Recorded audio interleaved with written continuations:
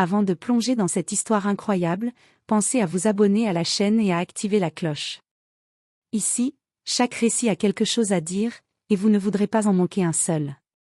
Clara marchait d'un pas pressé dans les rues animées de New York, son sac à main serré contre elle. La pluie fine de fin d'après-midi faisait miroiter les néons des boutiques, et elle se sentait plus nerveuse que d'ordinaire. Elle venait juste de quitter une réunion importante et avait l'esprit ailleurs, pensant à son passé et à certains choix qu'elle regrettait encore. Alors qu'elle s'engouffrait dans une petite ruelle pour éviter les grandes artères bondées, quelque chose attira son regard. Là, recroquevillé sur un trottoir, couvert d'une vieille couverture élimée, se trouvait un homme qu'elle n'avait jamais cru revoir. Son cœur fit un bond. C'était Mark, son ex-amant, l'homme qu'elle avait aimé passionnément 3 ans auparavant, celui avec qui elle avait partagé ses rêves et ses secrets les plus intimes, et qu'elle avait brusquement quitté après un conflit irréconciliable. Il semblait méconnaissable, la fatigue, les années de galère et les intempéries avaient marqué son visage, autrefois si charmant. Ses yeux, perdus dans le vague, reflétaient une tristesse insondable. Clara s'arrêta net. La surprise et la culpabilité la frappèrent de plein fouet. Elle n'avait jamais imaginé le retrouver dans une situation pareille, dans les rues froides et impitoyables de la ville. Pour un instant, le temps sembla suspendu. Elle ne savait pas quoi dire ni quoi faire. Son cœur oscillait entre l'envie de l'aider et la douleur de se rappeler les blessures qu'il s'était infligées. Les passants continuaient de circuler, indifférents, mais pour Clara, le monde venait de s'arrêter.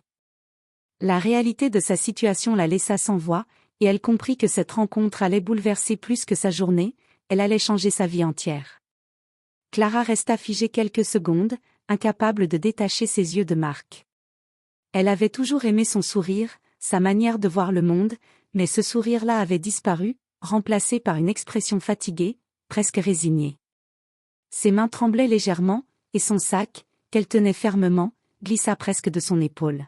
« Mark, c'est toi ?» finit-elle par murmurer, sa voix à peine audible par-dessus le brouhaha de la ville.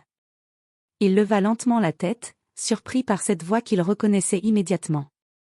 Ses yeux s'écarquillèrent, une étincelle d'incrédulité traversant son regard terne. « Clara !» Sa voix était rauque, usée par des mois, peut-être des années, de difficultés. Ils se regardèrent un long moment. Clara se sentait coupable, comme si elle portait sur ses épaules la responsabilité de ce destin cruel. Elle voulait s'approcher, lui tendre la main, mais une partie d'elle avait peur de la réaction de Mark. Elle se souvenait de la fierté et de l'orgueil qui avaient souvent fait échouer leur relation. Enfin, elle fit un pas vers lui. « Je ne savais pas que tu... » Elle s'interrompit, les mots lui manquant. Mark secoua légèrement la tête, un sourire triste et ironique apparaissant sur son visage. « Tu ne savais pas que j'avais perdu tout. Tu m'as quittée, Clara. » La douleur dans sa voix fit vibrer Clara au plus profond d'elle-même. Elle réalisa qu'au-delà du choc de le retrouver dans la rue, c'était le regard qu'il posait sur elle qui la déstabilisait le plus. Elle avait cru que le temps et la distance avaient effacé leur passé, mais ce regard lui rappelait toutes les promesses brisées, tous les souvenirs partagés, et toute la tendresse qu'elle avait ressentie autrefois. Sans réfléchir, Clara s'agenouilla à côté de lui et lui tendit la main. « Je veux t'aider, » dit-elle, la voix tremblante. « Laisse-moi faire quelque chose. » Mark hésita, incapable de cacher son mélange d'émotions, gratitude, fierté blessée, et une pointe d'espoir qu'il n'osait plus ressentir depuis longtemps. La pluie fine commença à tomber plus fort, mais dans cette petite ruelle, le temps semblait s'être arrêté, et pour la première fois depuis longtemps, Mark sentit qu'il n'était pas seul. Après quelques minutes de silence pesant, Clara se redressa doucement. La pluie tombait maintenant plus fort, ruisselant sur ses cheveux et son manteau, mais elle ne semblait pas y prêter attention. Son esprit tournait à 100 à l'heure, cherchant comment sortir Mark de cette situation. « Je vais t'aider, » répéta-t-elle, plus pour se convaincre elle-même que pour lui. Mark détourna le regard, son orgueil blessé l'empêchant de montrer l'espoir qu'il sentait bouillonner en lui. « Je ne veux pas d'aumône, Clara. J'ai vécu jusqu'ici, » dit-il d'une voix ferme, mais trahie par un léger tremblement. Clara inspira profondément. Elle savait qu'il ne suffirait pas de mots pour le convaincre. « Je ne parle pas d'aumône. Je parle de t'aider à retrouver une vie normale, à reprendre le contrôle. Laisse-moi t'aider à trouver un endroit où dormir, un travail. Elle le regarda droit dans les yeux, déterminée. Marc secoua la tête, mais l'expression sur son visage changeait peu à peu. Il y avait toujours cette fierté, mais sous la pluie et la fatigue, Clara voyait une lueur d'espoir qu'il ne montrait à personne depuis longtemps. Ils quittèrent la ruelle et marchèrent ensemble vers un café ouvert tard dans la soirée. Le contraste était frappant, dehors, le froid et la misère, et à l'intérieur, la chaleur et la lumière douce, le parfum du café fraîchement moulu. Assis face à face à une petite table, Clara sortit son téléphone et commença à chercher des refuges et des associations pour sans-abri, des opportunités de travail adaptées à ses compétences passées. Marc la regardait, un mélange de méfiance et de gratitude sur le visage. « Tu es toujours la même, toujours prête à te battre pour les autres. Même pour moi. » murmura-t-il, la voix presque étouffée par l'émotion. Clara sourit légèrement, mais ses yeux reflétaient sa propre douleur. Elle savait que les mois à venir ne seraient pas faciles. Les souvenirs de leur passé ensemble ressurgissaient, et elle devait maintenant naviguer entre culpabilité, remords et désir sincère de le sauver. Alors qu'ils quittaient le café, la pluie avait cessé, laissant derrière elle une lueur de lune éclairant doucement les rues mouillées. Clara sentait que cette rencontre n'était pas un hasard. Quelque chose en elle lui disait que ce retour inattendu de Marc allait bouleverser leur vie de manière irréversible, mais qu'elle était prête à affronter tout ce qui viendrait. Les jours suivants furent un mélange de soulagement et de tension. Clara avait réussi à trouver un refuge temporaire pour Marc, ainsi qu'un petit boulot dans un café proche. Mais malgré cette aide, Marc restait distant, parfois silencieux, parfois brusque. Chaque geste de gentillesse semblait raviver en lui une honte qu'il n'arrivait pas à chasser. Un après-midi, alors qu'il marchait vers le refuge, Marc s'arrêta brusquement devant un vieux panneau publicitaire détérioré. « Regarde ça !» dit-il, pointant l'image d'un ancien quartier qu'il connaissait bien. Son visage se crispa, et ses yeux s'embuèrent de colère et de tristesse. « Tout ça, je l'ai perdu. Ma famille, mon appartement, tout.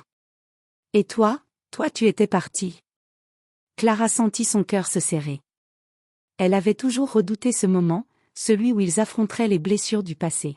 « Marc, je ne savais pas, je n'ai jamais voulu que ça arrive. Je pensais qu'on avait une chance de réparer les choses. » Sa voix tremblait, mélange d'excuses et de désespoir. Marc détourna le regard, serrant les poings. « Les choses ne se réparent pas toujours, Clara, certaines blessures restent ouvertes, et certains choix sont irréversibles. » Sa voix était douce mais lourde de douleur. Pourtant, malgré ses paroles dures, quelque chose avait changé. Il acceptait sa présence, son soutien. Et pour la première fois depuis longtemps, il laissa tomber une part de son orgueil, posant sa main sur la sienne avec hésitation. Le soir, au refuge, Clara s'assit à ses côtés, les lumières tamisées créant une atmosphère presque intime. « Marc, je ne peux pas effacer ton passé, mais je veux être là pour ton futur.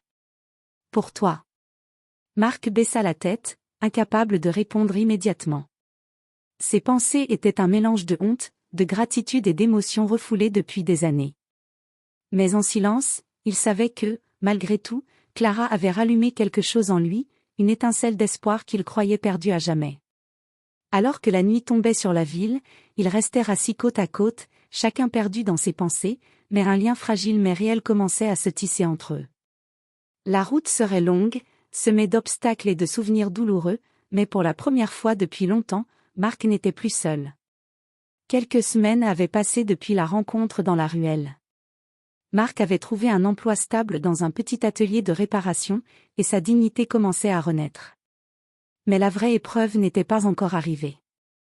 Une tempête violente s'abattit sur la ville un soir, et le refuge où il séjournait fut contraint de fermer temporairement. Clara, paniquée, courut à sa recherche dans les rues trempées. Elle le trouva finalement sous un porche, frigorifié, l'eau ruisselant de ses vêtements. « Marc » cria-t-elle en s'agenouillant à côté de lui, la pluie battante les enveloppant tous les deux. Marc leva les yeux, ému mais stoïque. « Je peux gérer. » dit-il, mais sa voix trahissait sa fatigue et sa vulnérabilité. Clara ne pouvait pas le laisser ainsi. Sans hésiter, Elle retira sa veste et la posa sur ses épaules. Non, tu ne gères pas seule. Pas cette fois. Je suis là, et je ne te laisserai plus jamais affronter ça seule. À ce moment, Marc sentit tomber les dernières barrières de son orgueil. Les larmes montèrent dans ses yeux, mais il ne détourna pas le regard. Merci. Clara, pour tout. Même après tout ce temps. Ils marchèrent ensemble sous la pluie jusqu'à son nouvel appartement temporaire, où ils pourraient enfin se réchauffer et se reconstruire. Pour la première fois depuis des années, Marc sentit qu'il pouvait respirer librement, qu'il avait retrouvé sa dignité et un lien humain sincère.